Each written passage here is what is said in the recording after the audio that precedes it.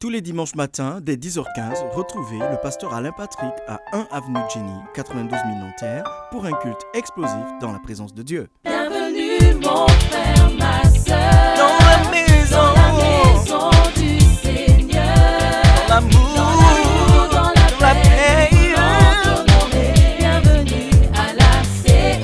Bienvenue mon frère, ma soeur, dans la maison du Seigneur, dans l'amour, dans la paix, honoré. Bienvenue à la CER.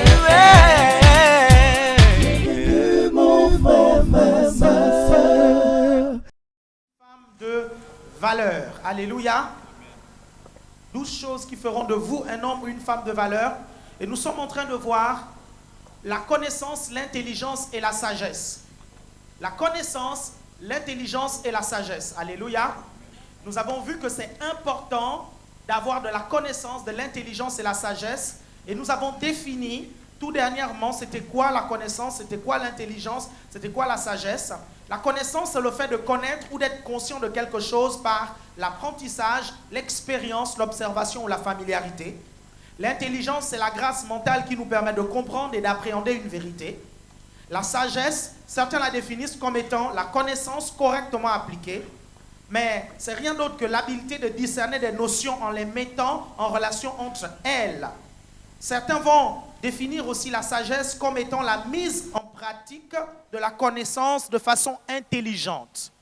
Et nous avons donc vu que dans la parole de Dieu, il y a près de 164 fois le mot connaissance, 155 fois le mot intelligence et 227 fois le mot sagesse. Donc plus de fois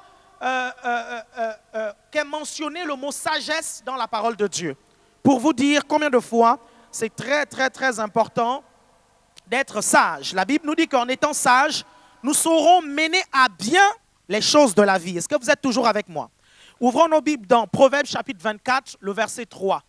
Proverbes chapitre 24, le verset 3. Nous avons donc vu la semaine dernière que la connaissance travaillait toujours avec l'intelligence et la sagesse. Et nous avons vu une panoplie de versets bibliques qui nous montraient que les trois travaillent ensemble. Si vous avez de la connaissance sans l'intelligence, vous n'aurez pas du tout la sagesse. Et la sagesse a besoin de la connaissance et l'intelligence. Les trois vont travailler ensemble afin d'amener l'excellence dans votre vie. Alléluia. Donc, Proverbe 24, chapitre 3 nous dit, Proverbe chapitre 24, le verset 3 nous dit, donc c'est par la sagesse qu'une maison se construit et par l'intelligence qu'elle s'affermit, c'est par la connaissance que les chambres se remplissent de tous les biens précieux et agréables. Alléluia. Retenez ce verset biblique-là et s'il y a la possibilité de l'encadrer dans votre chambre ou dans votre maison, faites-le. C'est par la sagesse qu'une maison se construit et par l'intelligence qu'elle s'affermit, c'est par la connaissance que les chambres se remplissent de tous les biens précieux et agréables. Est-ce que vous avez lu là dans ce passage que c'est par l'onction qu'une maison se construit? Est-ce que vous avez lu ça là?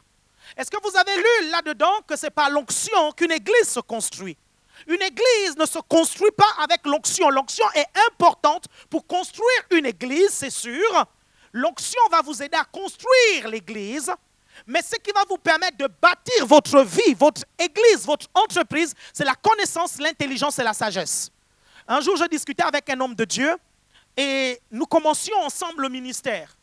Il aime vraiment l'onction de Dieu. Moi aussi, j'aime l'onction de Dieu. C'est le genre, quand il va arriver dans une pièce, dès qu'il ressent l'onction partout sur lui, ça veut dire qu'il faut qu'il prie pour les gens. Automatiquement. Et si tu es là, tu es la première victime. Peu importe qui tu sois, peu importe que tu sois un homme de Dieu, une femme, un homme, peu importe. Dès qu'il ressent l'onction, si tu es là, il va vouloir t'imposer les mains. Donc si tu ne sais pas dire, oh attention, moi ma tête là, on ne pose pas les mains dessus n'importe comment, tu te feras imposer les mains. Est-ce que vous comprenez? Et nous avons commencé le ministère ensemble. Et je voyais en fait comment il dirigeait ces réunions. Moi, j'avais choisi d'enseigner le peuple. J'avais choisi d'enseigner le peuple. Et lui, il a choisi les manifestations surnaturelles. C'est bien ces choses-là, ne vous inquiétez pas. Moi-même, je suis accro à ça. Mais ce n'est pas avec ça qu'on bâtit une église. Je vous ai déjà raconté l'histoire où à Rennes, pendant près de 6 mois, je ne priais pour personne, je ne prophétisais sur personne, je ne priais pas pour les malades. Je viens pendant 6 mois, j'enseigne le mercredi, j'enseigne le samedi, j'enseigne le dimanche. À la fin de la prédication, l'onction descend, les gens s'attendent à ce que je prie pour les gens, mais non, je fais répéter une prière, après je m'en vais. À un point où les gens ont commencé à dire que j'avais perdu l'onction. Alors que j'étais en train de construire. Est-ce que quelqu'un me suit ici? C'est la phase dans laquelle nous sommes actuellement.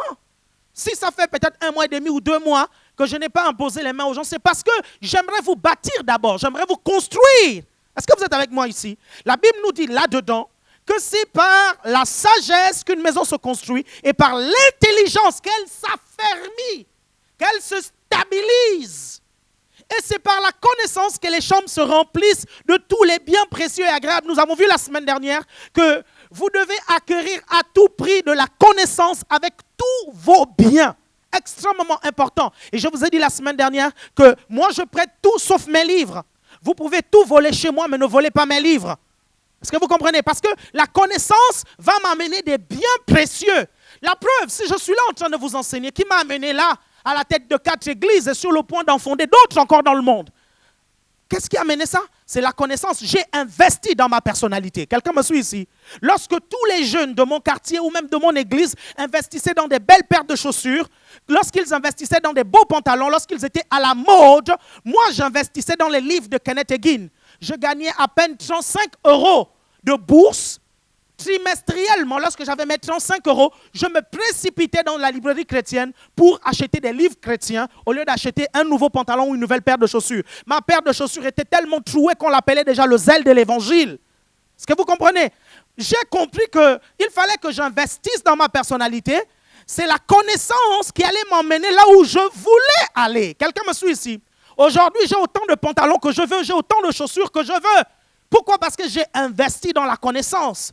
Ne soyez pas insensés, bien-aimés. Il y a des choses qui passent. Lorsqu'on volera votre télévision, lorsqu'on volera votre maison, lorsqu'on volera votre voiture, mais on ne pourra pas voler la connaissance qui vous a permis d'avoir cette voiture, la connaissance qui vous a permis d'avoir cette maison. Quelqu'un me suit ici? Ce n'est pas pour rien que l'autre a dit, prenez ma femme, prenez ma maison, prenez tout, mais vous n'aurez pas ma liberté de penser. Est-ce que vous êtes avec moi? Ce n'est pas pour rien qu'il l'a dit en fait. Parce qu'on peut tout vous voler, vos vêtements, on peut tout vous voler. Mais si vous avez de la connaissance, si vous avez investi, on ne pourra pas voler ça. Quelqu'un me suit ici? Sauf si on détruit votre vie. Mais tant que vous n'avez pas accompli votre destinée, je prophétise au nom de Jésus que personne ne volera votre vie dans le nom de Jésus. La maladie ne volera pas votre vie parce que vous n'avez pas encore accompli votre destinée. Même l'argent ne volera pas votre vie. Les dettes ne voleront pas votre vie dans le nom puissant de Jésus-Christ. Je prophétise que le jour où tu voudras te suicider de l'autre côté, on ne voudra pas de toi. Dans le nom de Jésus, ça ne marchera pas parce qu'il faut que tu accomplisses ta destinée. Quelqu'un me suit ici? C'est fini. Dès que tu as écouté cette parole, ça va marcher sur toi. Tu peux aller essayer, même en sortant là. Va prendre. Vas-y, tu vas voir. Essaye, trop tard. Tu as écouté et ça t'impacte. Quelqu'un me suit ici? Est-ce que vous êtes avec moi? Osée 4:6 nous dit, mon peuple périt faute de connaissance. Mon peuple périt faute de quoi? Est-ce que mon peuple périt parce qu'il n'y a pas la puissance? Non. Il y a la puissance. Est-ce que mon peuple périt parce qu'il n'y a pas le Saint-Esprit? Non, il y a le Saint-Esprit. Est-ce que mon peuple périt parce qu'il n'y a pas l'argent? Non. Pourquoi mon peuple périt? Parce qu'il lui manque de la connaissance. Le peuple périt à cause de l'ignorance. Est-ce que vous comprenez? C'est la raison pour laquelle j'ai l'habitude de vous dire, il y a 2 choses qui permettront au diable d'attaquer votre vie. 2 uniques choses, c'est votre désobéissance et votre ignorance. Le reste, le diable ne pourra pas vous attaquer, même si vous êtes issu de la famille d'Hitler. Vous n'avez pas la malédiction d'Hitler parce que vous êtes né de nouveau. Quelqu'un me suit ici? Si quelqu'un est en Christ, il est une nouvelle créature. Les choses anciennes sont passées. Voici, toutes choses sont devenues nouvelles. Et 1 Corinthiens nous dit, 5:17 nous dit clairement que c'est un nouveau type d'homme qui n'a jamais existé auparavant. Est-ce que vous êtes avec moi? Un nouveau type d'homme, peu importe ton père, ta mère, ton père a peut-être été un gros chrétien, un gros franc-maçon, un gros sorcier. Dans le moment où tu es converti, au nom de Jésus, tu as été littéralement métamorphosé. Est-ce que vous comprenez ce que je suis en train de vous dire? Est-ce que vous êtes toujours avec moi? Ok, très bien. Donc, on peut périr faute de quoi? Faute de connaissance. Et on va voir tout à l'heure. Quel type de connaissance? Parce que le niveau de connaissance dans lequel vous évoluez va déterminer la qualité de vie dans laquelle vous nagez, vous vivez. Est-ce que vous êtes avec moi? Écoutez, on n'arrive pas au succès par hasard. La connaissance, l'intelligence et la sagesse vont multiplier vos possibilités de réussite. Est-ce que vous comprenez ce que je suis en train de vous dire? Il faut une préparation. On n'arrive pas dans le succès par hasard. Toutes les personnes que vous avez vues réussir, combien de fois nous avons eu des mentalités de pauvres? Combien de fois nous avons eu des mentalités jalouses? Nous voyons l'autre qui réussit, surtout en Afrique, ou je dirais même dans les pays exotiques. Quand l'autre réussit, ça veut dire qu'il a tué le coq. Quand l'autre réussit, ça veut dire qu'il a sacrifié son père, il a sacrifié sa mère. Ça, c'est la mentalité des pauvres. Est-ce que vous comprenez? Il faut apprendre à acclamer ceux qui réussissent. S'ils ont réussi, il y a bien quelque chose. Et aie l'humilité d'aller voir la personne et dire-lui, écoute mon frère, tu réussis mieux que moi, dis-moi comment tu fais. Et il te dira, au lieu de le critiquer. Vous savez, à Rennes, on a lancé une église. Quand on a lancé l'église à Rennes, on s'est bien préparé. On s'est vraiment bien préparé. On a fait un jeûne de 21 jours. On a fait 6 mois de formation. On était enfermés parfois pendant une journée dans une seule pièce en train de prier. Nous nous sommes préparés. Et Dieu nous a donné une date de lancement. Il nous a dit, vous lancez le 21 février, le dimanche 21 février. Le dimanche 21 février, nous avons lancé l'église. Nous n'étions pas au courant de ce qui se passait dans la ville de Rennes. Une église était en train de s'émietter, était en train de se diviser. Le jour où on a lancé l'église, c'est là où l'église sur la place s'est complètement émiettée. Et 3 semaines plus tard, les brebis de cette église qui s'est cassée sont venues dans l'église qu'on avait lancée. Et on s'est retrouvés en très peu de temps, de 7 étudiants que nous étions, on s'est retrouvés à près de 70 personnes, mais en très peu de temps. Quelques amis dans le ministère qui ramaient à bâtir une église, voyant notre succès, ils se sont mis à dire que nous avons profité de la cassure, de la division d'une église pour lancer notre église. J'aimerais vous dire une chose. Vous savez le nombre d'églises qui se divisent dans les villes? Mais est-ce que vous savez aussi le nombre d'églises ici à Paris? On vous dit que c'est une église, mais il n'y a que 5 personnes. Le pasteur, sa femme et ses 3 enfants. Hein? Ces 3 enfants, l'un joue l'harmonica, l'autre joue l'accordéon et l'autre chante. L'autre le tambourin. Nous nous sommes préparés. Nous n'avons pas compté sur ces personnes-là, c'est sûr et certain. 3 mois plus tard, on a reçu le pasteur Olivier Desreins. Le pasteur Olivier Desreins m'a donné un conseil. Il m'a dit, pasteur Alain Patrick, ces personnes-là ne comptent pas sur elles. Ceux qui feront ton église, ce sont les personnes que tu iras chercher dans le monde. C'est dans 5 ans que tu verras ta véritable église. Et quand il me l'a dit, ça s'est véritablement passé comme il m'a dit. C'est après 5 ans et quelques que j'ai vu véritablement qu'était mon église, parce que mon église était alors constituée par ces personnes-là que nous avions gagnées dans le monde et que nous avons formées. Mais ces premières personnes qui sont venues, Dieu les a envoyés pour nous soutenir, pour nous aider à lancer l'église. Mais ça, c'est parce que nous nous sommes bien préparés. Et quand je dis bien préparés, quand les gens sont venus à l'église, bien aimés, il y avait tout d'une église. Il y avait tout. Moi, je prêchais, mon épouse faisait les annonces, le pasteur Isaac, c'était le lead principal, le pasteur Essie était chante, pasteur Marlène était chante, la sœur Léna Rignac était chante, 3 chantes, un lead, un pasteur, et le pasteur Tina faisait l'accueil. Est-ce que vous voyez? Une église totalement constituée, nous avions acheté nos bacs, nous nous sommes préparés. On a lancé l'église et c'est normal que l'église décolle. Si vous vous préparez mal dans votre vie, bien-aimés, je vous assure, ne vous étonnez pas que votre vie est aujourd'hui là où elle est. Je vous le redis. Si vous allez dans un mariage sans être préparé, vous allez tout droit à l'échec dans votre mariage. Est-ce que vous comprenez ce que je suis en train de vous dire? Si vous allez dans un mariage parce que vous brûlez, vous allez tout droit à l'échec sans vous être préparé. Si vous allez dans un mariage parce que tout le monde vous fait la guerre et vous dit, tu as déjà plus de 30 ans, tu as déjà plus de 40 ans, tu as déjà plus de 50 ans, il faut que tu te maries, il faut que tu te maries, il faut que tu te maries. Le petit Yanglar qui va venir, tu vas attraper sans être préparé, tu vas tout droit à l'échec. Est-ce que vous comprenez ce que je suis en train de vous dire? Vous n'avez pas besoin de vous précipiter, vous ne faites la course avec personne.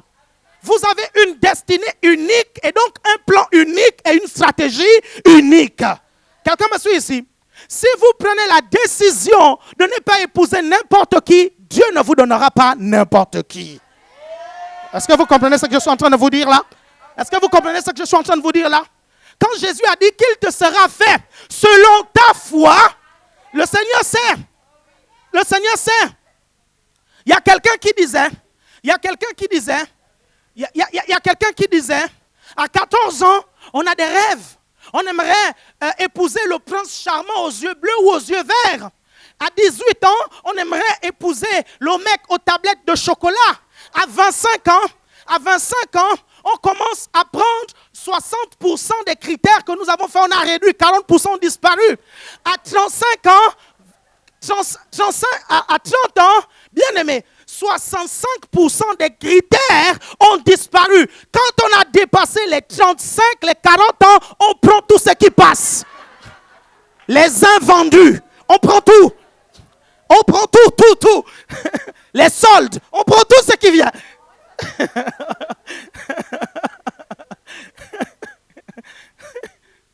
Prends tout. Non, là, je veux me marier. Parce que je brûle.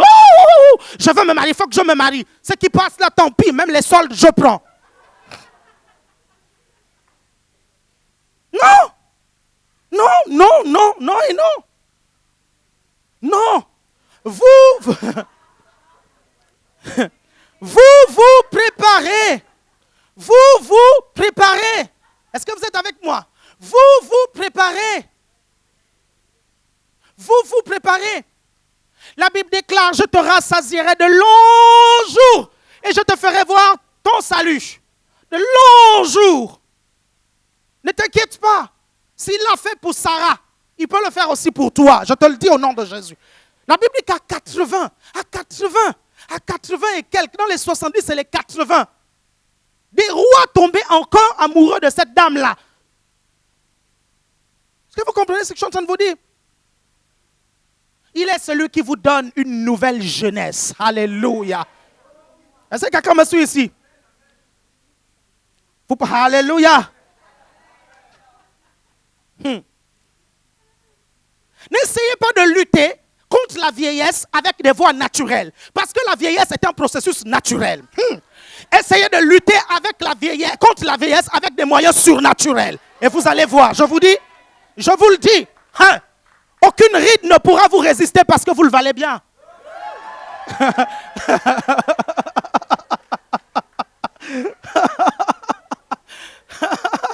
Alléluia. Appliquez l'onction, je vous assure, vous allez voir. Vous allez voir. Je vous donne souvent cette clé-là, appliquez, vous vous rendrez compte. Je vous dis, à un certain âge, vous allez voir, une ride va apparaître par-ci, une autre ride par-là. Vous allez commencer à tout mettre. Les make-up, les auréales, les boréales, les tyroales, tout. Vous allez mettre les LR, les bel air, les tout. Mais si étant jeune, vous écoutez ces paroles-là que je suis en train de vous donner, vous comprenez? Je vous dis que l'onction va vous redonner de la jeunesse. Vous grandissez dans l'onction. Est-ce que vous comprenez? L'onction va conserver votre corps. On vous verra, vous aurez 80, mais vous paraîtrez comme quelqu'un de 45 ans. Alléluia. Parce que vous avez correctement conservé votre corps dans l'onction du Saint-Esprit. Gloire à Dieu. On ne réussit pas par hasard.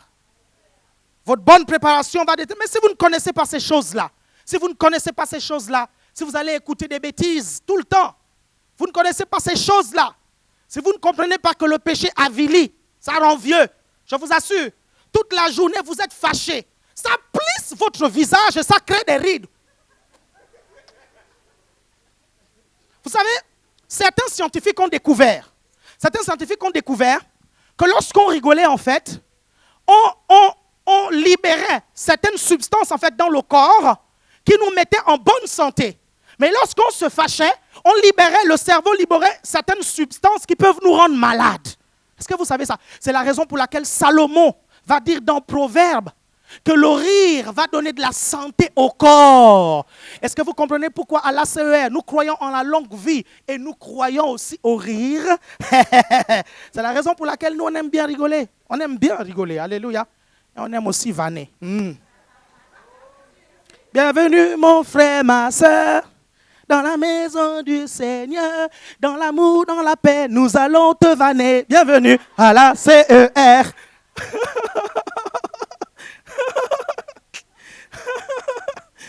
Une bonne préparation déterminera votre niveau de succès. Regardez Moïse. Regardez Moïse. Il va être auprès du Pharaon pendant un moment, pendant des années. À 40 ans, il va voir un Égyptien taper un Juif. Il va s'énerver. Il va taper le monsieur. Le problème, c'est quoi? C'est que Moïse, bien qu'étant libérateur, bien que ressentant cette destinée au-dedans de lui, bien aimé, il n'était pas prêt à délivrer le peuple juif. La preuve, il voulait le faire avec des moyens humains. Et beaucoup d'entre nous, nous voulons, bien aimé, accomplir notre destinée grandiose que Dieu a prophétisée avec les moyens humains. Alors qu'il s'agit là de moyens surnaturels que Dieu met à votre disposition, en revenant de l'homme ou de la femme, en revenant sur l'homme et la femme de votre vie, Dieu peut l'amener de façon surnaturelle. Vous ne savez pas, bien-aimé. Vous ne savez pas. Il peut l'amener de façon surnaturelle. Écoutez-moi bien. S'il n'existe pas, Dieu va le créer spécialement pour toi.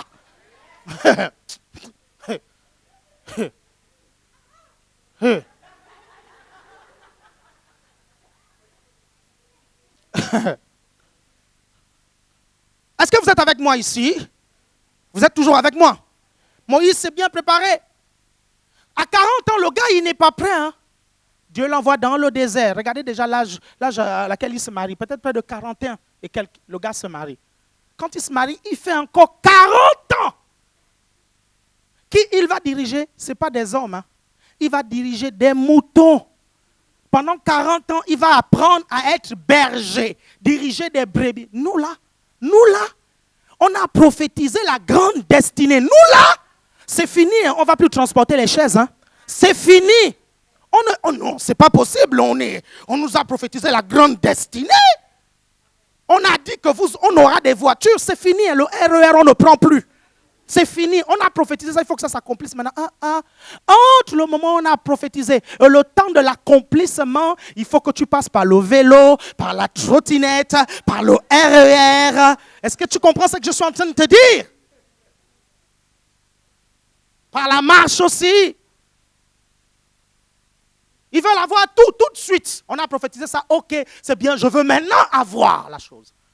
Non, il y a un processus, il y a un temps de préparation pour que vous entriez dans ce que Dieu veut. Regardez Jean-Baptiste. Vous savez, Dieu n'échoue jamais. Quand Dieu veut atteindre un objectif dans la vie de quelqu'un, il investit dans la vie de cette personne de telle sorte que cette personne-là n'échoue pas. Est-ce que vous comprenez ce que je suis en train de vous dire? Et j'aimerais vous prophétiser et vous rappeler, peut-être que vous ne le voyez peut-être pas, mais Dieu a suffisamment investi dans votre vie de telle sorte que vous ne puissiez pas échouer et vous n'allez pas échouer dans votre destinée dans le nom puissant de Jésus-Christ. Je vous le dis.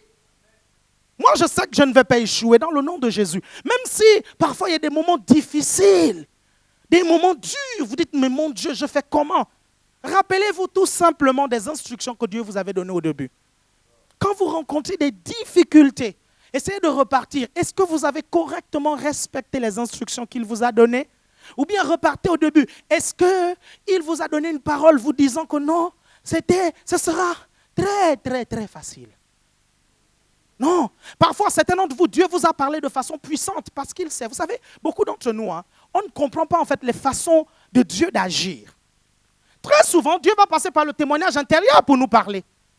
Le jour où Dieu va te parler clairement et distinctement au sujet de quelque chose, le jour où il va envoyer un ange pour te parler de ça, le jour où tu entendras audiblement la chose, ça veut dire que tu vas rencontrer des difficultés pour que cette chose-là s'accomplisse. Vous savez pourquoi?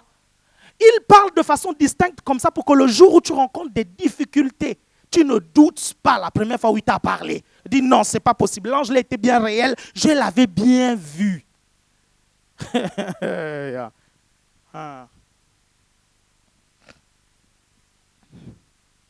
Dieu va investir. Il va investir. Regardez Jean-Baptiste, le temps de préparation. Le temps de préparation. Regardez Jean-Baptiste. Regardez-moi cet homme qui devait préparer la venue de Jésus. Et le Seigneur ne voulait pas échouer. Vous comprenez? Il était déterminé à sauver l'humanité. Il était déterminé d'envoyer son fils mourir à la croix de Golgotha. Il était déterminé. Il fallait quelqu'un pour préparer le chemin. Vous comprenez? Et Jean-Baptiste était un homme. Mais il pouvait échouer. Mais Dieu a investi dans Jean-Baptiste depuis le sein de sa mère. Il a dit, toi, ce n'est pas quand tu seras adolescent que je vais te remplir du Saint-Esprit. Parce qu'il l'a fait à Samson. Samson, dès l'adolescence, il a commencé à être agité par le Saint-Esprit. Vous comprenez? D'autres, c'est étant l'âge adulte. Vous suivez? Mais Jean-Baptiste, il a investi en lui depuis le sein maternel. Il a été rempli du Saint-Esprit depuis le ventre de sa mère pour qu'il n'échoue pas. Mais regardez, après tout ça, il naît, le petit il est rempli du Saint-Esprit. Il grandit, le Saint-Esprit est là sur lui. Il évolue, il va dans le désert, il est là, il est rempli du Saint-Esprit. Il se prépare à préparer la venue du Messie. Mais son ministère n'a duré que 6 mois. Que 6 mois. Et Jésus va dire, aucun homme sur la terre n'a été aussi grand que Jean-Baptiste. 6 mois de ministère, il dépasse les 40 ans de ministère de Moïse, il dépasse les 3 ans et demi, 4 ans et demi de ministère d'Élie, toutes les années de ministère d'Élisée, près de 25 ans ou 30 ans de ministère, il dépasse 6 mois de ministère. Jésus va dire, de tous les hommes qui sont nés des femmes, Jean-Baptiste est le plus grand. Et j'aimerais vous annoncer une bonne nouvelle. Depuis que Jésus est revenu à la vie, vous êtes plus grand que Jean-Baptiste. Alléluia. Vous êtes plus grand que Jean-Baptiste. La bonne préparation, hein? Le Seigneur a préparé la venue de Jésus. Regardez le Seigneur Jésus. Vous pensez que Dieu était incapable de faire que Jésus opère les miracles dès l'âge de, je ne sais trop quoi, dès l'âge de 2-3 ans? Vous pensez que Dieu était... Non. Il a commencé à opérer les miracles à 30 ans. Lisez la Bible, à 30 ans. De 1 an jusqu'à 30 ans, qu'est-ce qui s'est passé, le temps de préparation? Il y a un homme de Dieu qui disait, et il a raison, le gros problème avec Adam et Ève, vous savez, le très gros problème, lorsqu'on les a créés, ils étaient parfaits, mais pas totalement parfaits. Ils avaient un problème. Un problème. Le problème d'Adam et Ève, c'est quoi? C'est qu'ils sont nés grands. Direct, hein? Ils ne sont pas passés par bébé, tétine, ils marchent. Non, direct, grand. C'est ça leur problème, grand. Donc ils arrivent, tu vois le gros coco, il est là tout naïf. C'est quoi ça? Dieu lui dit, don't touch. Ça c'est l'arbre de la connaissance du bien et du mal. Le jour où tu en mangeras, tu mourras. Il dit, ah ok. Il a fallu qu'une femme vienne tout brouiller.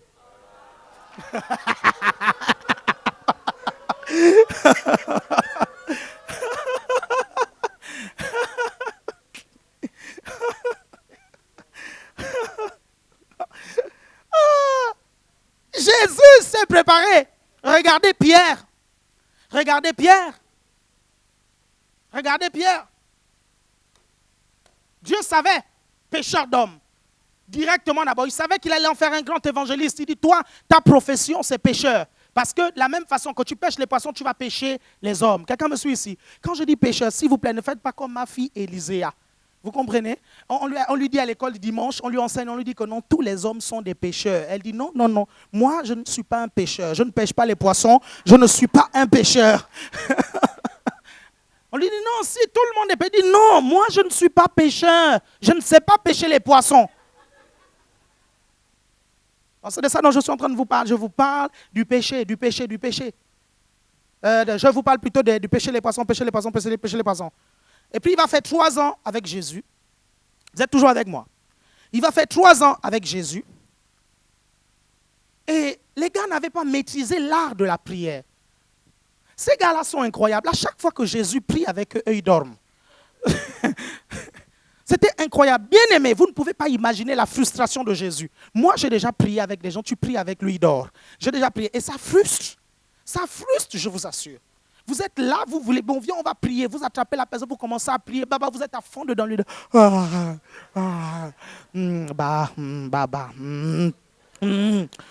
Soko. Tilapia. Coca-Cola. Chocolat. Il est déjà loin, il est déjà en train de dormir. Il est déjà en train de dormir. La transfiguration, vous regardez, qu'est-ce qu'ils font? Les gars, ils dorment. Ils font quoi? La lumière, la gloire les réveille, ils se réveillent. Bon, au fait, tu fais quoi là? Vous faites quoi? Au lieu de parler comme ça, on va faire 3 lits. On va faire d'autres lits. Mais Jésus ne les garde pas comme ça, c'est bon. On va faire des lits. Un pour toi, un pour Élie et un pour Moïse. Ça, c'est un petit problème. On a travaillé toute la journée, on est fatigué. Eux, ils viennent nous rendre visite. On va les faire dormir. Ils arrivent, on va bientôt les tuer. Jésus leur fait comprendre que non, on va nous tuer, on va m'attraper, on va me crucifier. Il y a même un qui n'est plus là, ils sont 11. Ils ne se demandent même pas là où le 12e se trouve. Jésus est en train de prier toute la journée, toute la nuit. Il prie. Un ange apparaît à Jésus, ça ne les réveille même pas. Il y a un homme de Dieu, vous savez. Il a demandé chaque fois à Dieu en fait de lui apparaître. Il dit, oh Seigneur, apparaît-moi. Il vient de se convertir. Il était avec sa femme. Il dit, oh Dieu, apparaît-moi. Et là, dans la nuit, déjà, il était là, il priait. Il a entendu une voix lui dire, écoute, cette semaine, dans la nuit, je vais venir te rendre visite.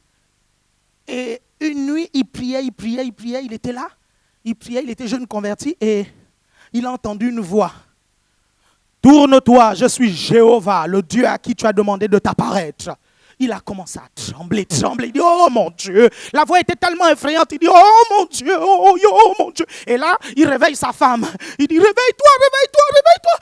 Dieu est là. La femme dort. Réveille-toi. Il est là, il tremble. Dieu lui dit encore une fois, tourne-toi, je suis Jéhovah, le Dieu à qui tu as demandé de t'apparaître. Il dit, oh mon Dieu, qui m'a dit de lui apparaître? Oh mon Dieu, il tremble, il réveille là. Il dit, réveille-toi. La dame ne veut pas se réveiller, tu vois. Et tout à coup, il entend un vent qui passe.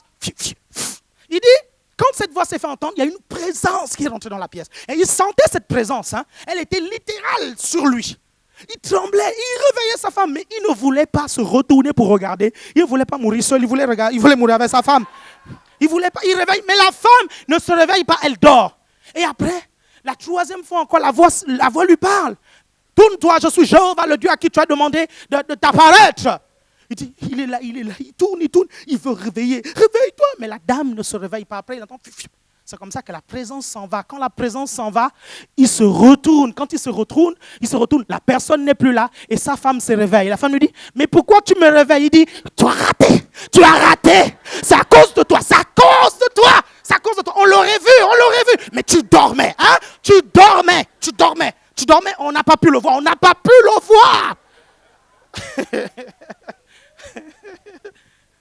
C'était bien le petit-fils d'Adam, hein? C'est la femme que tu m'as donnée.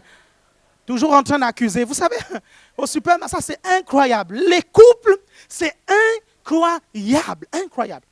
Avez-vous déjà perdu des clés? Vous ne savez plus où les clés de la maison sont parties. Vous comprenez? Tu accuses l'autre, tu commences à dire, non, tu étais le dernier à qui j'ai donné les clés. L'autre dit, non, c'est pas possible. Tu étais le dernier. Non, il se dispute. Et généralement, l'homme, il accuse la femme. Non, c'est toi qui gardes tout. Parce que toi, dans ton sac, là, tu mets tout. Et c'est vrai que le sac des femmes, plus la femme, elle grandit, plus le sac grossit. À l'intérieur, il y a tout dedans. Il y a un salon de coiffure. Il y a une pharmacie à l'intérieur. Là-dedans, il y a une nurserie pour les enfants. Il y a un hôpital dedans. Il y a tout dedans. Dans le sac de la femme. Plus elle grandit, plus le sac grossit. Vous suivez? Non, fouille dans ton sac. La femme fouille. Non, je n'ai pas trouvé. Non, mais c'est parce que ton sac là, il est trop gros. Tu comprends? Il est trop gros et les choses se perdent à l'intérieur. Est-ce que tu comprends? Mais toi, est-ce que tu en as fouillé dans tes poches? C'est impossible que ce soit dans mes poches. C'est impossible que ce soit moi. Parce que je sais, je suis conscient, je le sais. L'homme, il sait toujours tout. Hein? Il est toujours sûr de lui. Hein? Non, ça ne peut pas être moi parce que tu étais le dernier à fermer la porte. Non, mais fouille d'abord dans tes poches. Je te dis que ça ne peut pas être moi. Mais fouille d'abord dans tes poches. Bon, on va voir. Ah. C'est moi qui l'ai. Les malhonnêtes, vous savez ce qu'ils font. Les malhonnêtes, ils trouvent sans la clé. Tu as vu, non? J'ai fouillé, tu as vu, non? Glisse dans le sac.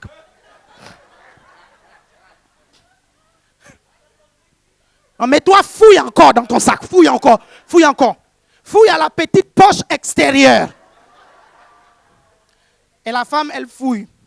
Elle trouve, ah, c'est là. Mais pourtant, je n'ai pas fouillé tout à l'heure. Quand je te dis que tu cherches toujours mal. Tu cherches mal. Tu comprends? Tu cherches mal. Alors, entrons.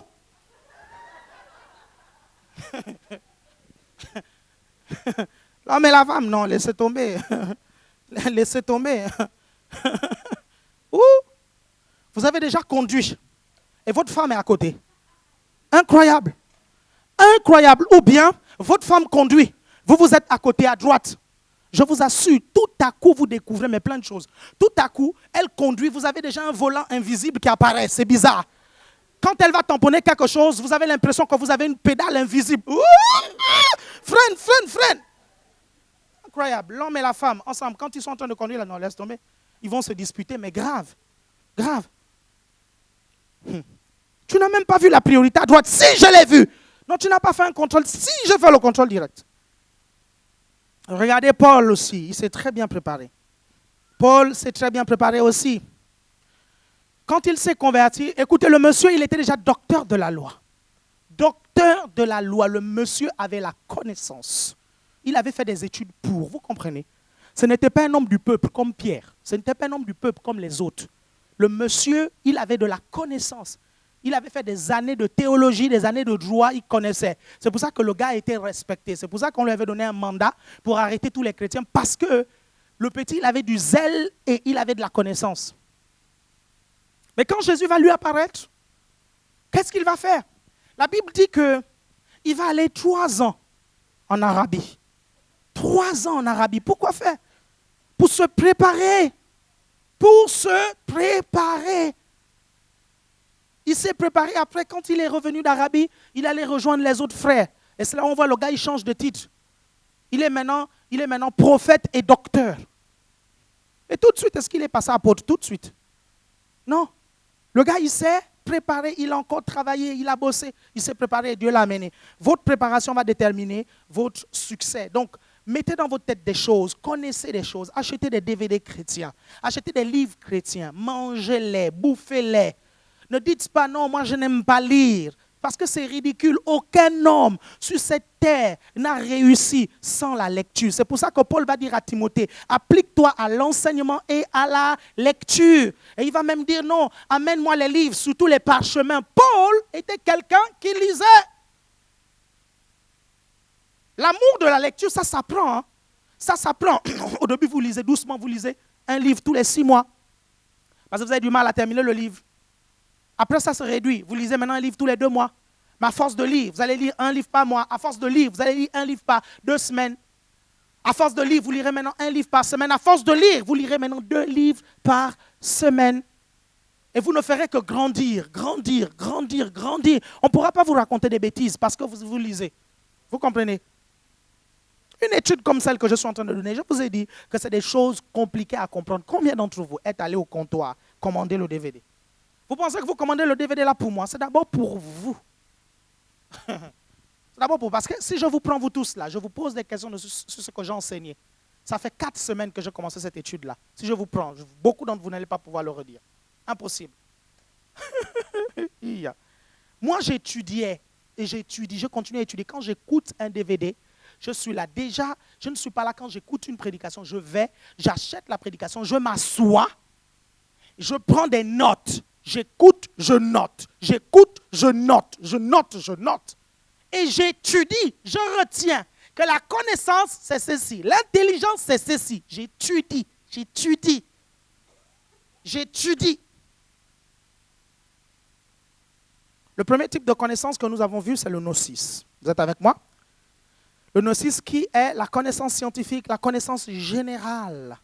Ça, on peut l'apprendre à l'université, on peut l'apprendre à l'école, on peut vous l'enseigner, on peut même vous l'apprendre dans un institut biblique. Vous allez, on vous enseigne, on vous bourre le crâne des choses, c'est bien dans la tête, c'est pas mauvais. Alléluia.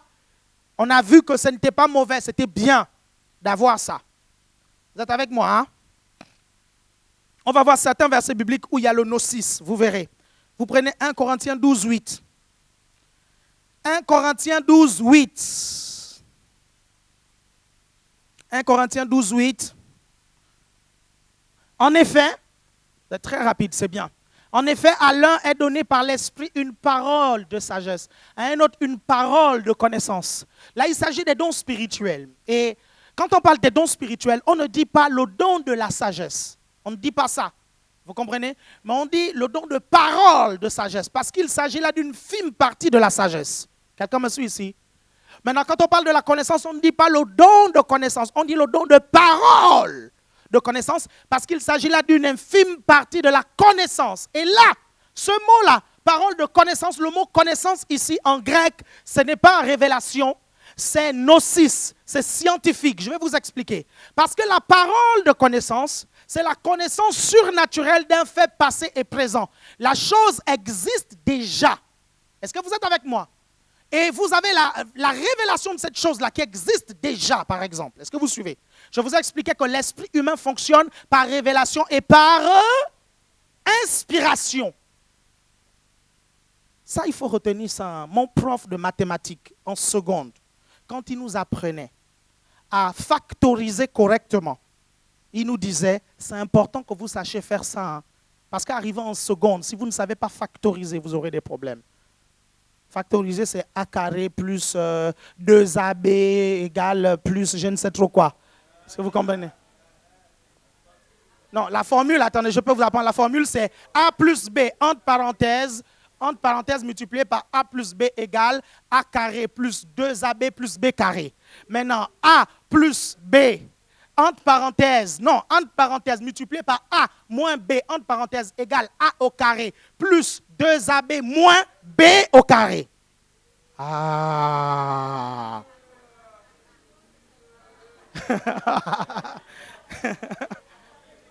Ah, Victoire, tu ne retiens même plus les identités remarquables. Tu ne connais même pas.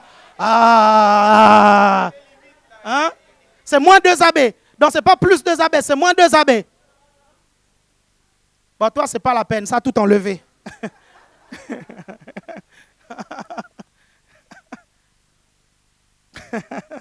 La connaissance scientifique, écoutez. Ce qui est génial avec ça, c'est quoi? Ce qui est génial, c'est quoi? C'est que Dieu a la possibilité, de façon surnaturelle, de vous communiquer une connaissance mathématique, une connaissance physique, une connaissance chimique, une connaissance biomédicale au moment où personne ne sait ces choses-là. Est-ce que vous comprenez ce que je suis en train de vous dire? Non, vous ne suivez pas. Je vais bien vous le dire.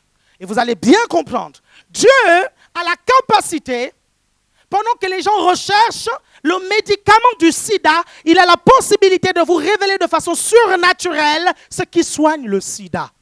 De façon surnaturelle. Vous pensez que je vous raconte du pipeau? Vous savez, dans le réveil des années 60 et des années 70 au Congo, avec le pasteur Bouana, le pasteur... bon, il y avait les pasteurs. Dans les années 60 et dans les années 70, il y avait des choses incroyables qui se produisaient. On ne connaissait pas, on n'avait pas de médicaments à certaines maladies, mais l'onction descendait sur certaines femmes qui allaient dans la forêt. Elles cueillaient certaines plantes. Et de façon surnaturelle, elle disait cette plante soigne telle maladie. Et quand on testait, la plante soignait effectivement cette maladie-là. Quelqu'un me suit ici? Vous pouvez être un scientifique rempli du Saint-Esprit, vous allez découvrir des choses que d'autres n'ont jamais découvertes. Écoutez, vous pouvez être un scientifique de distinction. Vous pouvez être un médecin de distinction. Quelqu'un me suit ici? Si vous êtes médecin, soyez un médecin d'exception. Quelqu'un me comprend ici? Si vous êtes un scientifique, soyez un scientifique d'exception. Si vous êtes un avocat, soyez un avocat d'exception. Si vous avez fait des études d'avocat, en plus vous êtes rempli du Saint-Esprit, je vous assure que le Saint-Esprit va vous révéler la bonne stratégie, la bonne. Vous comprenez? Pour plaider de telle sorte que la personne soit innocente, soit condamnée, selon que vous voulez. Je vous dis, hein, là je vois déjà des questions, mais est-ce qu'un chrétien peut être avocat? Est-ce qu'un chrétien peut être avocat? Mais est-ce qu'un chrétien peut être avocat? Oh, arrêtez! Un chrétien peut être avocat. Vous pensez qu'avocat c'est quoi? Vous pensez que non, avocat c'est défendre les criminels? Non. Avocat, c'est soulever un doute. Parce que le jour où il y a eu ce crime, tu n'étais pas là, le juge n'était pas là, l'avocat n'était pas là. Il y avait juste la personne et le meurtrier. L'avocat vient dire, ah, il y a telle ombre dans l'affaire, il y a tel doute dans l'affaire, il y a tel doute dans l'affaire. C'est ce que l'avocat vient faire. Parce que tu n'étais pas là, tu dis déjà, non, tu as tué, machin. Est-ce que tu étais là? L'avocat vient soulever le doute. C'est ça, en fait, le rôle de l'avocat. C'est ça. Et c'est un qu'on a relâché, en fait. Vous voyez, soit par folie passagère ou toutes ces choses. L'avocat vient démontrer certaines choses que les juges ne vont pas voir, que les jurés ne vont pas voir, que les autres ne vont pas voir. Il est là pour ça, en fait. Vous pensez qu'il est là seulement pour dire, il y a des avocats qui disent, oui, il est coupable. Oui, il a tué la personne. Il n'y a pas de problème là-dessus. Mais c'est quelqu'un qui est sous antidépresseur. Et ce jour-là, il allait dans une fête. Et on lui a donné l'alcool. L'alcool plus les antidépresseurs ont amené chez lui une folie passagère. Il n'était pas responsable lorsqu'il a fait. Et à la fin, acquitté. Et toi, tu es dégoûté. Oh, le monde n'est pas juste. Le monde n'est pas... Et tu en veux l'avocat. Il fait juste son boulot. Parce que si toi, tu te retrouvais dans la même situation, est-ce que tu aimerais bien être là comme ça, personne ne te défend? C'est le bruit bizarre que j'entends. C'est moi? Pas moi.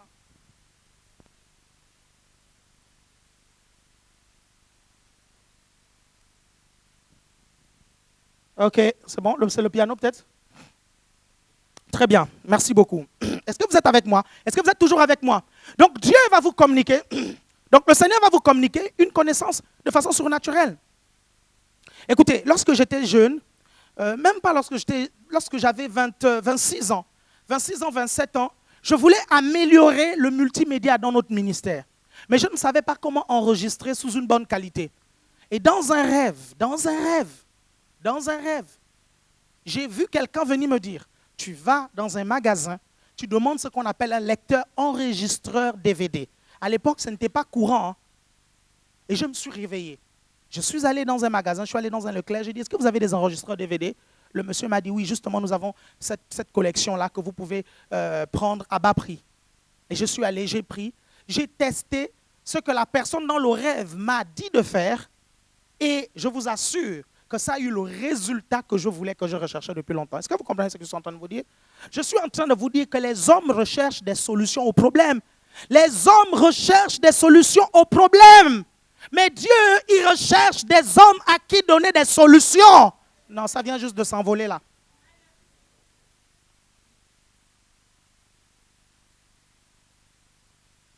Tu peux être la prochaine personne hein, qui découvre, je ne sais pas ce qui n'existe pas,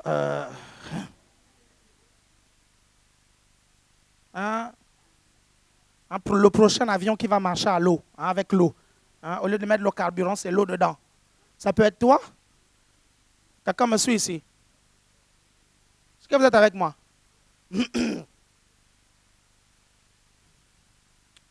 Vous prenez 1 Corinthiens chapitre 8, verset 1. 1 Corinthiens chapitre 8, verset 1. Nous sommes dans le Gnosis, n'est-ce pas? 1 Corinthiens chapitre 8, verset 1. 1 Corinthiens chapitre 8, verset 1. C'est bon, c'est affiché? Pour ce qui concerne les viandes sacrifiées aux idoles, nous savons que nous avons tous la connaissance. Il s'agit là du gnosis. Et la connaissance enfle, mais la charité, l'amour édifie. Lorsqu'on vous prêche sur la connaissance, le type de connaissance qui peut vous donner de l'orgueil, c'est le gnosis. C'est ce dont nous sommes en train de parler là. C'est ce type de connaissance qui peut vous donner de l'orgueil. Est-ce que vous suivez? Et l'amour édifie. Mais il y a un niveau de connaissance encore plus élevé. Parce que retenez une chose, bien-aimés, c'est qu'un être humain normal n'a pas pu faire. Vous ne pourrez pas le faire à moins d'avoir l'Esprit de Dieu en vous et sur vous.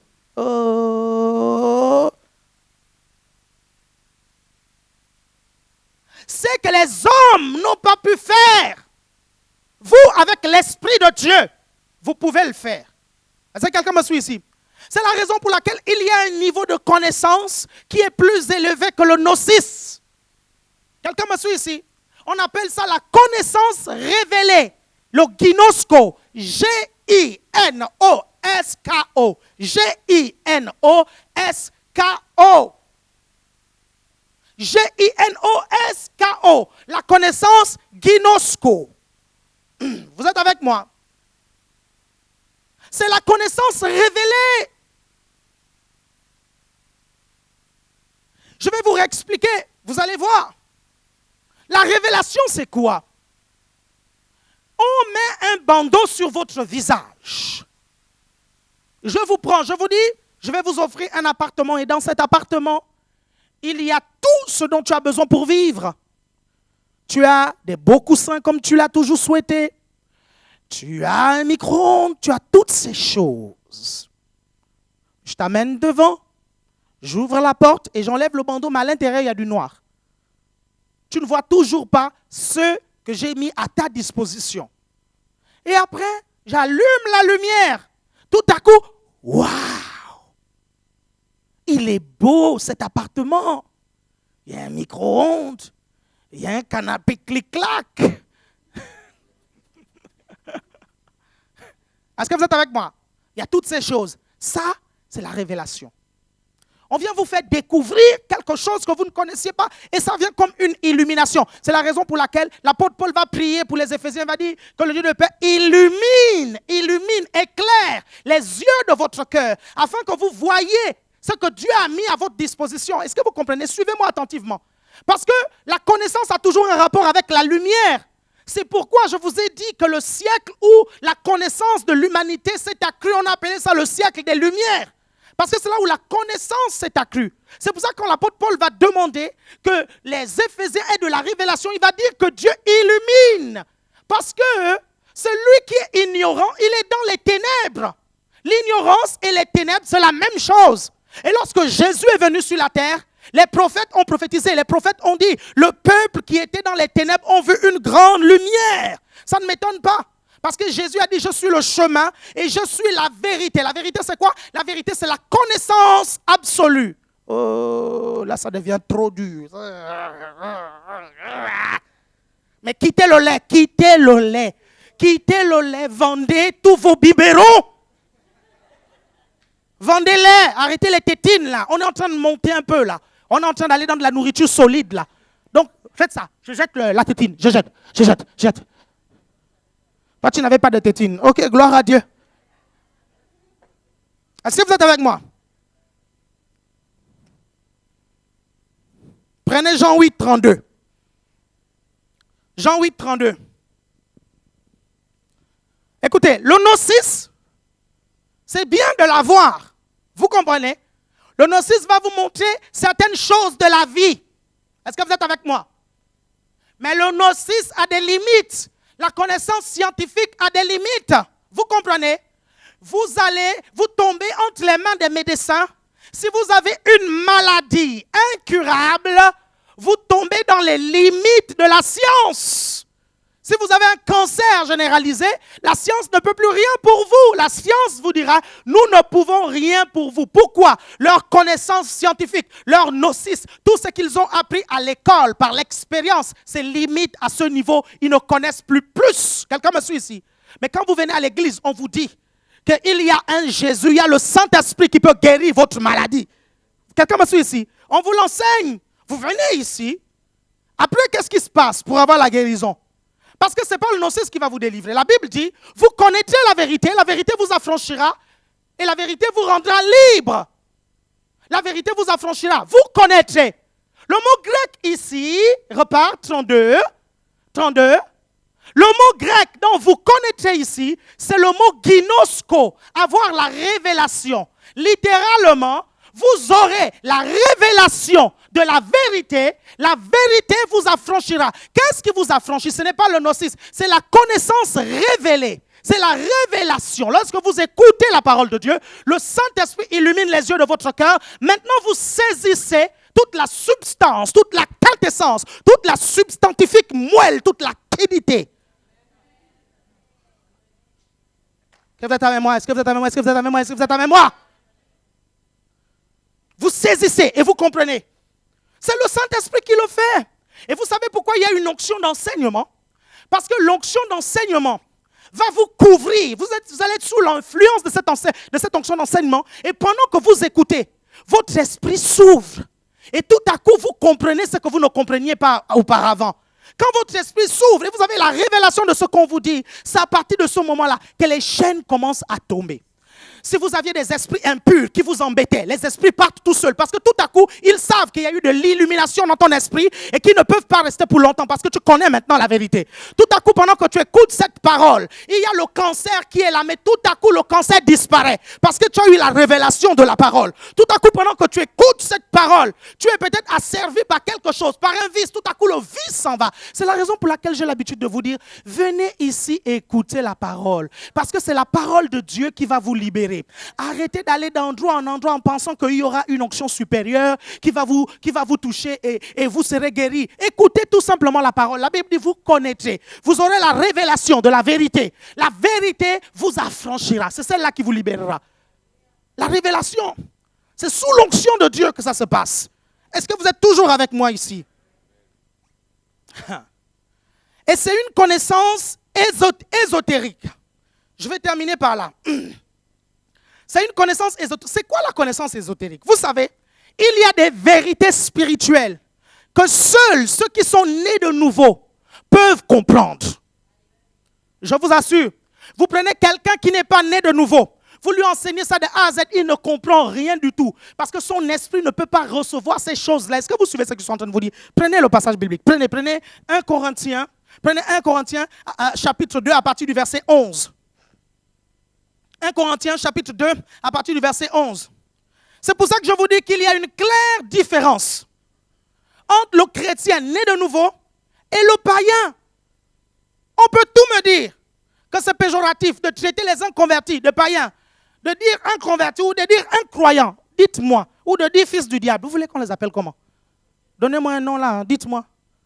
On leur donne comment? Vous voulez qu'on aille dans Twilight et puis prendre les noms dans Twilight? Hein? Dans Twilight? Dans Twilight? Hein? Ça s'appelle encore comment? Les vampires, on les appelle comment dans Twilight? Il y a les qui? Oh, voilà une fanatique de Buffy et les vampires. Oh, mon Dieu. Regardez. Lequel des hommes, et on va terminer avec ça, hein, lequel des hommes, en effet, connaît les choses de l'homme? Si ce n'est l'esprit de l'homme qui est en lui. De même, personne ne connaît, ginosko, les choses, avoir la révélation, les choses de Dieu, si ce n'est l'esprit de Dieu. Continue. Or, nous n'avons pas reçu l'esprit du monde, mais l'esprit qui vient de Dieu, afin que nous connaissions, afin que nous ayons la révélation des choses que Dieu nous a données par grâce. Reste un peu là. On peut tout vous dire. On peut vous dire que vous avez la guérison. On peut vous dire que vous avez la santé divine. On peut vous dire que vous êtes prospère. Si vous n'avez pas la révélation de cette vérité, vous resterez broke, vous resterez en mauvaise santé, vous resterez liés par des esprits impurs qui vont continuer à vous poursuivre dans la nuée. Si vous n'en avez pas la révélation, c'est la raison pour laquelle vous devez prier pour que Dieu illumine les yeux de votre cœur. Quand vous écoutez la parole de Dieu, écoutez-la dans un esprit de prière. Intercédez au-dedans de vous. Vous comprenez? Vous écoutez la parole, mais au-dedans de vous, votre esprit parle. Alléluia. Votre esprit prie. Alléluia. Votre esprit s'agite au-dedans jusqu'à ce que vous captiez la chose. Et quand vous captez la chose, c'est là où la délivrance vient. C'est là où la guérison vient. Une fois, j'étais au Gabon et je prêchais. Pendant que j'étais en train de prêcher, il y avait une forte onction sur les gens. Pendant que j'étais en train de prêcher, il y avait un monsieur qui avait mal au cou. Depuis longtemps, il avait un torticolis. Instantanément, le torticolis est parti. Alors qu'il avait ce torticolis depuis des mois. Il y avait un jeune garçon aussi qui écoutait la parole de Dieu. Pendant que les gens écoutaient la parole avec excitation, dans un esprit de prière, il y avait une forte onction dans la salle. Et il y avait un jeune garçon qui souffrait d'une hernie étranglée. Par la puissance de Dieu, j'ai vu ces choses-là. J'ai dit de ce côté, au fond là-bas, il y a quelqu'un qui souffre d'une hernie étranglée. Il a été guéri instantanément. Le lendemain, On devait l'opérer. Il est allé à l'hôpital. Le médecin n'a plus rien vu. Le médecin lui a dit, mais qu'est-ce qui s'est passé? Il dit, je sais ce qui s'est passé. Je suis allé à l'église et Dieu m'a guéri pendant que j'écoutais la parole de Dieu. Quelqu'un me suit ici? Bien aimé, tu peux être guéri en écoutant la parole de Dieu. Tu peux être délivré en écoutant la parole de Dieu. Tu peux être restauré en écoutant la parole de Dieu. En écoutant la seule parole de Dieu, ton problème que tu as laissé à la porte, tu peux partir à la porte et ne plus trouver ce problème. C'est la raison pour laquelle ne soyez pas distraits pendant que vous écoutez la parole de Dieu. Vous venez ici pour que Dieu puisse vous parler. Alors pourquoi tu parles aux voisins? Vous venez ici pour que Dieu puisse vous parler. Alors pourquoi pendant que tu es ici, tu penses aux marmites? Sois concentré et sois connecté. Parce que Dieu cherche des hommes à qui donner des solutions aux problèmes. Et il va donner la solution à ton problème qui t'embête. Mais si tu es déconcentré, tant pis pour toi. Concentré, concentré. C'est là où la révélation va venir. Quelqu'un me suit ici? C'est là où la révélation de la parole va venir. Continue, on continue. Nous a donné par grâce. Donc Dieu nous a donné ces choses-là par grâce. Et nous en parlons non avec des discours qu'enseigne la sagesse humaine, mais avec ceux qu'enseigne l'esprit, employant un langage spirituel pour les choses spirituelles. Continue. Mais l'homme animal, il y a 3 types d'hommes. 3 types. Il y a, gloire à Dieu, il y a l'homme animal, c'est le pécheur, c'est l'incroyant, c'est le païen. On me persécute parce que je les appelle païens. On me fait les problèmes parce que je les appelle inconvertis. On me fait les problèmes parce que je les appelle incroyants. Mais Paul, il allait loin, il les a appelés animal. Est-ce que vous voyez? Il dit l'homme animal. Pourquoi en fait? Parce qu'ils sont morts spirituellement. Ils sont morts spirituellement. Quelqu'un me suit ici? Il dit l'homme animal. Donc le premier type d'homme, vous comprenez? C'est l'homme animal. Le deuxième type d'homme, c'est l'homme charnel. C'est le chrétien né de nouveau, mais qui continue à vivre dans la chair et qui continue à marcher dans le péché. Il est converti, mais il ne connaît pas ses prérogatives. Il continue à marcher dans la chair. On l'appelle l'homme charnel, le chrétien charnel. Et il y a une troisième catégorie d'hommes que je vous invite à vous inscrire dedans. Vous comprenez? Une troisième catégorie, l'homme spirituel. C'est lui qui juge de tout et qui n'est jugé par personne. Gloire à Dieu. C'est lui qui est conduit par l'Esprit de Dieu et qui est fils de Dieu. Vous comprenez? Il fait tout dans l'esprit. Quand il parle dans l'esprit. Quand il danse dans l'esprit. Quand il te donne des conseils, c'est spirituellement qu'il a reçu l'instruction de Dieu. Il est connecté et il te donne l'instruction. Il n'agit pas dans la chair. Ce gars-là, tu peux venir le brusquer. Il ne va pas être brusqué. Tu peux venir l'insulter. Il est imperturbable. La difficulté peut venir contre lui. Il est imperturbable. Pourquoi? Parce qu'il est dans l'esprit. Il est dans l'esprit. C'est pour ça que la Bible dit, marchez selon l'esprit et vous n'accomplirez pas les désirs de la chair. Vous pensez que la chair, là, c'est seulement les péchés sexuels. Si vous êtes dans l'esprit, le voisin peut venir vous insulter, le voisin peut tout vous dire, vous n'allez pas vous laisser déconnecter, vous déconcentrer, vous resterez spirituel. Est-ce que vous êtes avec moi? Écoutez maintenant ce que la Bible dit. L'homme animal ne reçoit pas les choses de l'esprit de Dieu, car elles sont une folie pour lui. Et il ne peut les connaître. Le mot grec, c'est ginosko. Il ne peut en avoir la révélation parce que c'est spirituellement qu'on en juge. Ginosko, la révélation. N'essaye pas d'expliquer aux païens pourquoi tous les mois tu enlèves 1/10 de ton revenu, il ne comprendra pas. N'essaie pas d'expliquer aux païens pourquoi tous les dimanches matins tu es à l'église au lieu de dormir après une semaine fatiguée. Il ne comprendra pas. Tu peux tout lui expliquer, c'est fermé à son esprit.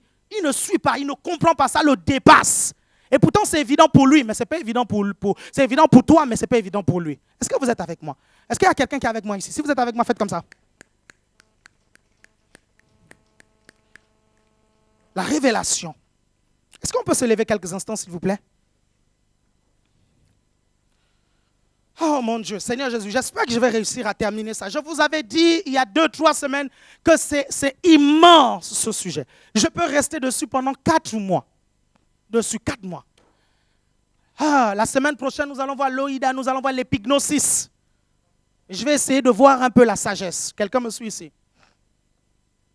Alléluia. Alléluia. Dites merci Seigneur parce que tu illumines les yeux de mon cœur. Merci Seigneur, parce que je connais la vérité.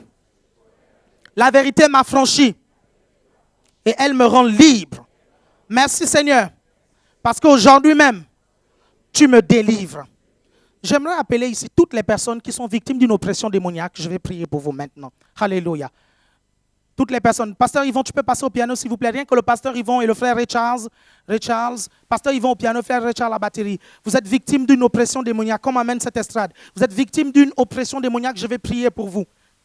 Vous sentez une oppression démoniaque et satanique qui vous embête. Ça peut se manifester de plusieurs façons. Ça peut se manifester par des cauchemars. Ça peut se manifester par des choses physiques que vous n'arrivez pas du tout à justifier. Mais vous savez que le diable est derrière ça. Aujourd'hui même, il y a une onction pour votre délivrance. J'aimerais vous approcher ici. Rapidement, on va prier pour vous. Alléluia. Venez ici rapidement. Vite.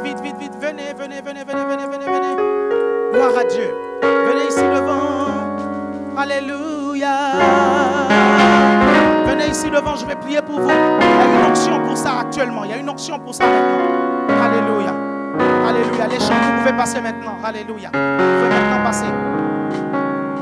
Je reconnais que tu peux tout et que rien ne t'est impossible. Je reconnais que tu peux tout et que rien n'est impossible. Et que rien ne t'est impossible. Seigneur, fais-moi voir ta gloire. Seigneur, fais-moi voir ta gloire. Seigneur, fais-moi voir ta gloire. Seigneur, fais-moi voir ta gloire. Seigneur, fais-moi voir. Seigneur, fais-moi voir ta gloire. Tous ensemble. ACR, ministère, on a pop, le réveil. ACR, ministère, la famille, l'évangile est pour le monde, les sœurs et les frères. ACR, ministère, on a pop, le réveil. ACR, les sœurs et les frères. Si les sœurs et les frères dansent pour le roi des rois, chantent pour le roi des rois, rap pour le roi des rois, sacrifie, donne tout, vie pour le roi des rois, libère les cœurs captifs, bosse pour le roi des rois. Le Saint-Esprit est là, te conduit dans ses voies vers les verts pâturages, te montre le chemin. Et si tu kiffes, sans son thé à mode Patrice, que là, tu es déjà dedans.